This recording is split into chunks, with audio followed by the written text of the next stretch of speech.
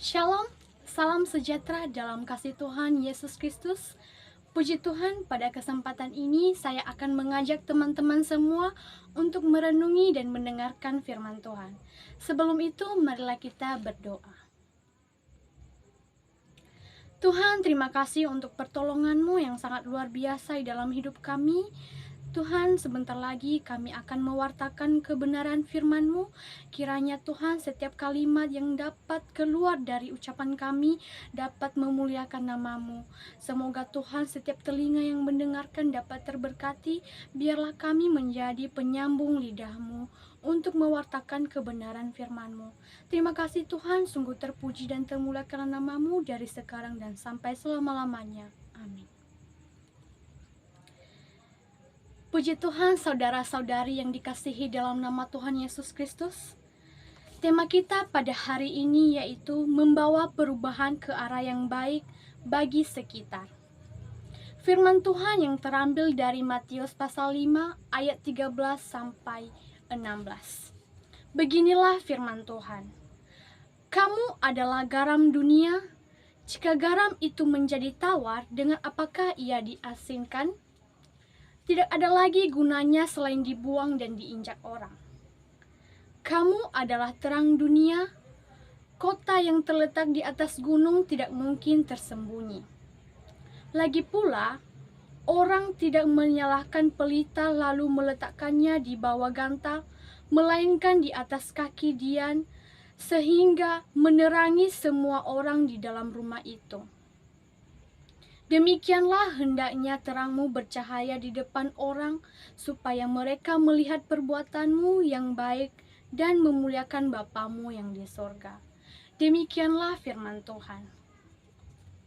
Saudara-saudari yang dikasihi dalam nama Tuhan Yesus, kita telah mendengarkan firman Tuhan.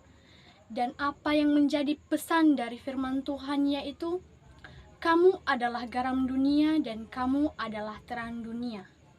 Saudara-saudari yang dikasihi dalam nama Tuhan Yesus, apakah kiranya pesan Yesus itu bagi kita sebagai umat Allah untuk tampil dalam lingkungan sekitar sebagai garam ataupun terang bagi masyarakat ataupun bagi dunia di mana kita berada?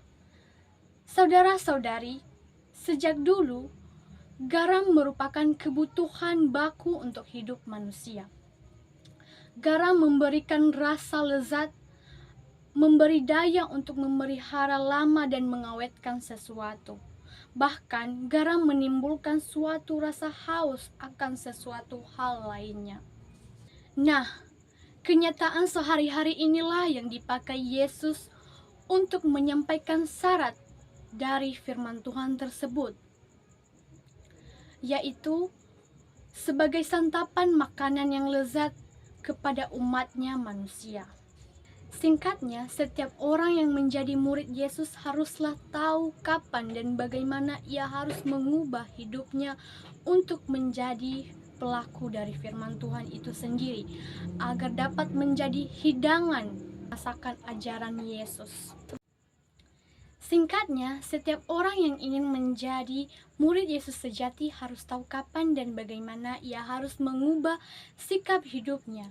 Apabila hidangan ajaran Yesus Kristus itu tidak sesuai dalam hidupnya, maka dia harus dapat memupuk kembali dan mempertahankan sesuai dengan iman dan keteguhannya.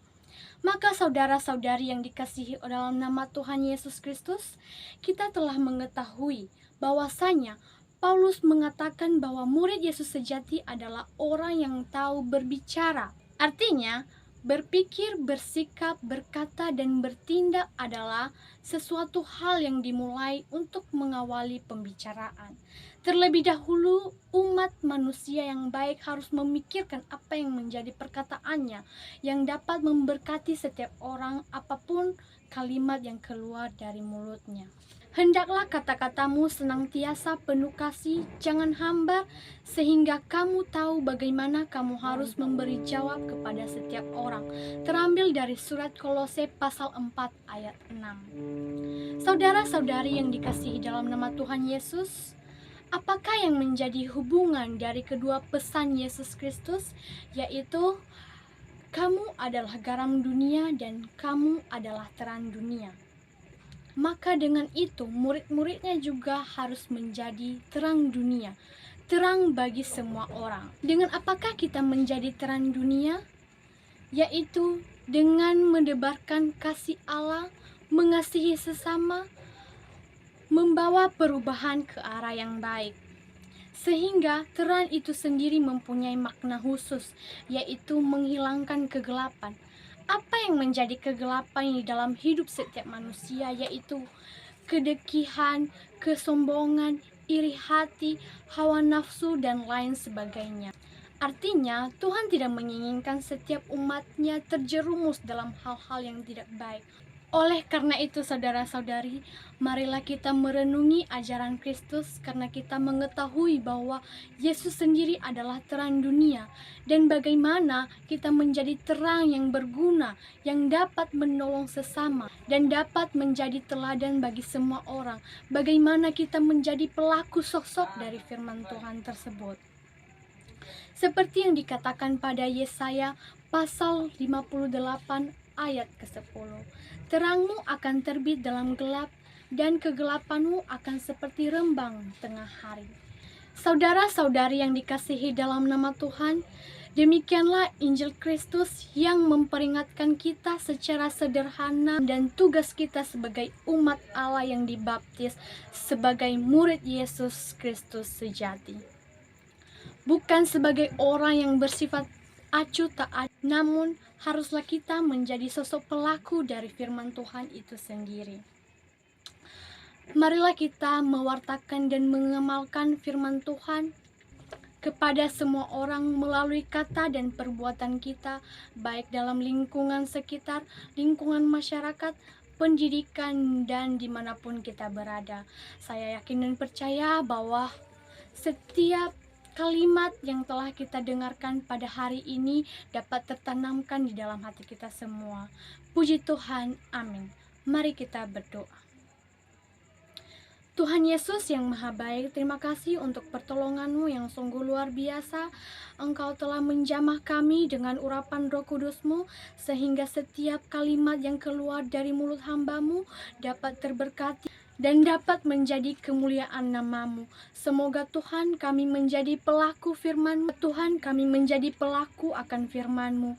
Demikianlah permohonan anak-Mu yang jauh dari kesempurnaan, kami landaskan dengan ucapan syukur. Haleluya, amin. Demikianlah firman Tuhan yang dapat saya sampaikan. Kiranya Roh Kudus yang dapat menanamkan di hati kita. Tuhan Yesus menyertai kita semua. Shalom.